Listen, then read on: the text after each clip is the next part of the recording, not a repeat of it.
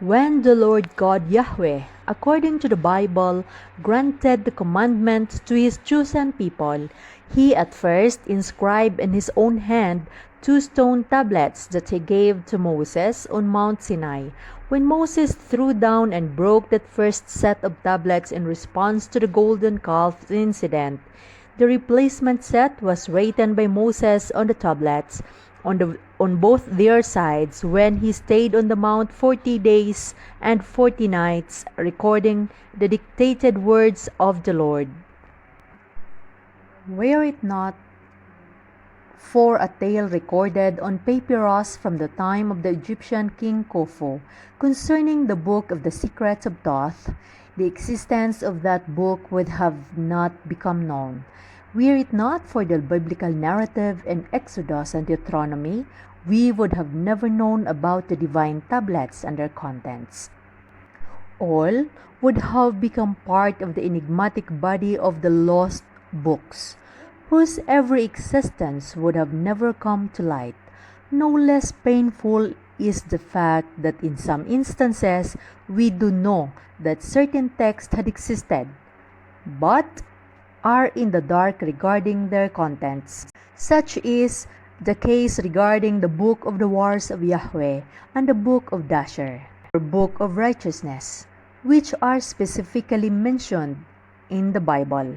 In at least 2 instances, the existence of olden books, earlier texts known to the biblical narrator, can be inferred. Chapter 5 of Genesis begins with a statement, "This is the book of the Toledoth of Adam," the term Toledoth being usually translated as generations, but more accurately meaning historic or genealogical record.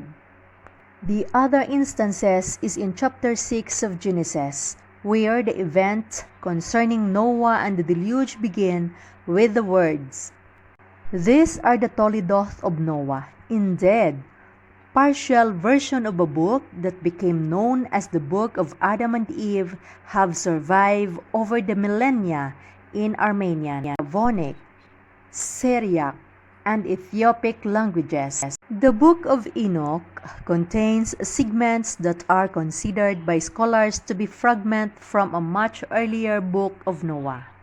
Quoted example of the extent of lost books is that of the famed Library of Alexandria in Egypt, established by the general Ptolemy after Alexander's death in 323 BC. Said to have contained more than 500,000 volumes. Books inscribed on a variety of materials, clay, stones, papyrus, parchment. That great library where scholars gathered to study the accumulated knowledge was burnt down and destroyed in wars that extended from 48 BC to the Arab conquest in AD 642. What has remained of its treasure is a translation of the first 5 books of the Hebrew Bible into Greek, and fragments retained in the writings of some of the library's resident scholars. It is only thus that we know that the second king Ptolemy commissioned circa 270 BC an Egyptian priest whom the Greeks called Manetho to compile the history and prehistory of Egypt. At first, Manetho wrote only the gods reigned there, then demigods, and finally, circa 3100 BC, Pharaonic dynasty began. The divine rhymes he wrote began 10,000 years before the flood and continued for thousands of years thereafter, the latter period having witnessed battles and wars among the gods. The Asiatic domains of Alexander, where Rhine fell into the hands of the general Seleucus and his successor. A similar effort to provide the Greek savants with a record of past events took place. Priest of the Babylonian god Marduk, Berosos, with access to the libraries of the clay tablets whose core was the temple library of Haran, now in South northeastern Turkey, wrote down in 3 volumes a history of gods and men that began 432,000 years before the deluge, when God came to earth from the heavens, listing by name and rhyme durations the first 10 commanders. Berosus reported that the first leader, dressed as a fish, waded ashore from the sea. He was the one who gave mankind civilization, and his name rendered in Greek was Canes. Dovetailing in many details, both priests thus rendered accounts of gods of heaven who had come to earth, of a time when gods alone reigned on earth, and of the catastrophic deluge.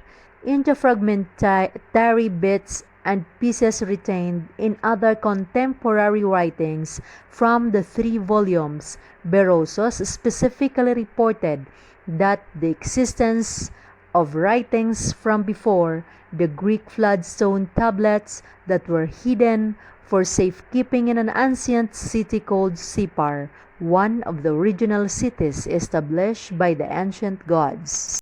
Though Sippar, as were other pre-diluvial cities of the gods, was overwhelmed and obliterated by the deluge, a reference to the pre-diluvial writing surface in annals of the Assyrian king Ashurbanipal. When archaeologists in the mid-19th century found the ancient Assyrian capital, Nineveh, until then known only from the Old Testament, they discovered in the ruins of palace a library with the remains of some 25,000 inscribed clay tablets, an assiduous collector of olden texts.